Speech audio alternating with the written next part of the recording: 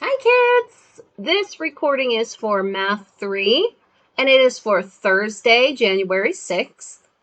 Our topic for today is going to be percent of change. Oh, it's over here. There it is. For class today, you're going to need your workbook. You're going to need a calculator. And you're going to need some paper and something to write with. So if you need to pause the video to go get those things, please do. And then unpause it and come back, and we're going to learn about percent of change.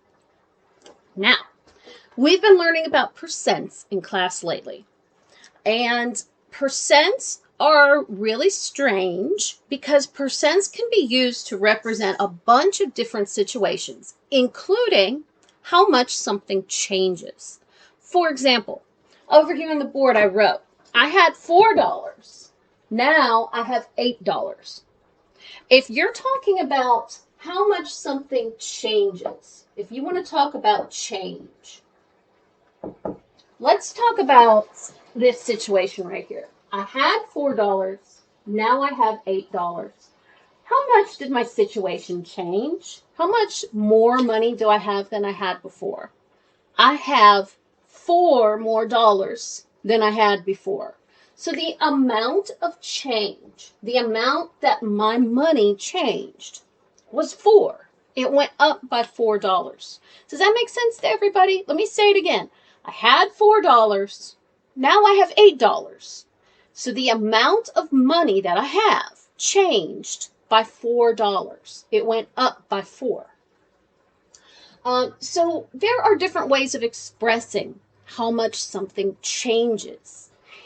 You can just say the amount that something changes. I could go up to somebody and say, I have $4 more than I had before. That's me telling them how much my money situation changed. But I could also express that change as a percent. I could say, since my original amount of money I had was $4 and it went up, the amount of money I had went up by that same amount, I could say that the amount of money I had increased by 100% because 4 is 100% of 4. So the amount of money I have in my wallet increased by 100%. Doesn't that sound more dramatic than saying the amount of money I had increased by $4? By saying the amount of change, I can make things sound more dramatic. So this is what we're doing today. We're going to be taking something that changes, like the amount of money you have or your height or whatever the situation is. Something is going to change. A number is going to change from one number to another number. And we're going to take that amount of change and express it as a percent. And here's how that works.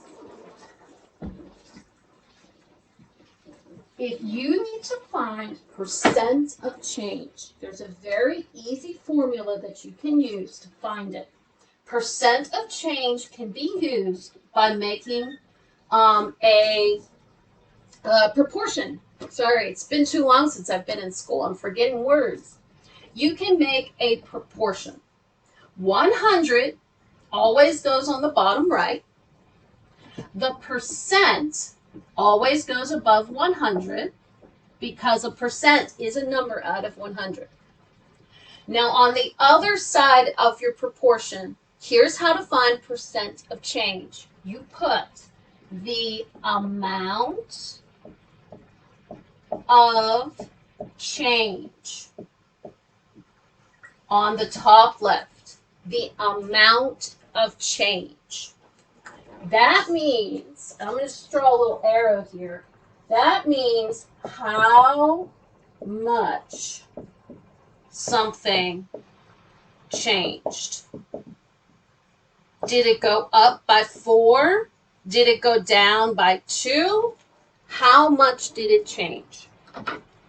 And on the bottom of that ratio, in this proportion, on the bottom left side, you put the original amount.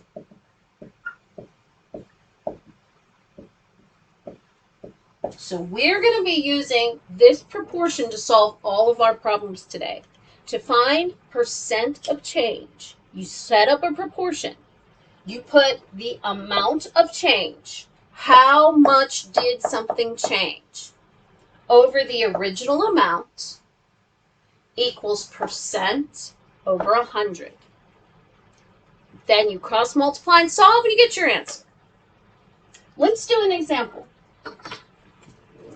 Let's stick with money because my brain likes to talk about money. Things make sense when I talk about money.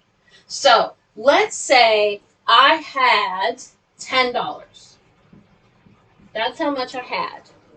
And now I have $16. So this is the change. It was $10.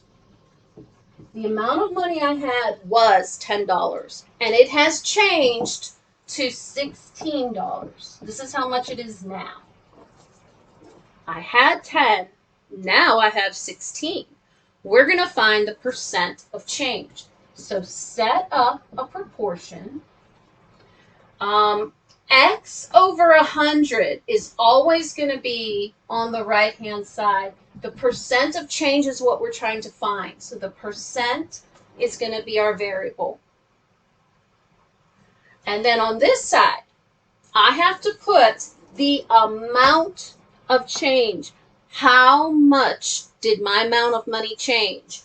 It was 10, now it's 16. Everybody, how much did my amount of money increase? It went up by 6, right? So 6 goes on the top. On the bottom, I put my original number. Which one of these was my original amount of money? Did I originally have? 10. 10 was my original amount. So it's 6 over 10 equals X over 100. That's the proportion I have to solve, and that will give me my answer. 6 times 100 is 600. X times 10 goes on the other side. X is being multiplied by 10, so I have to divide by 10. 600 divided by 10 is 60. So my answer is 60%. The percent of change is 60%. So let me go through the steps of what I just did. I set up a blank proportion.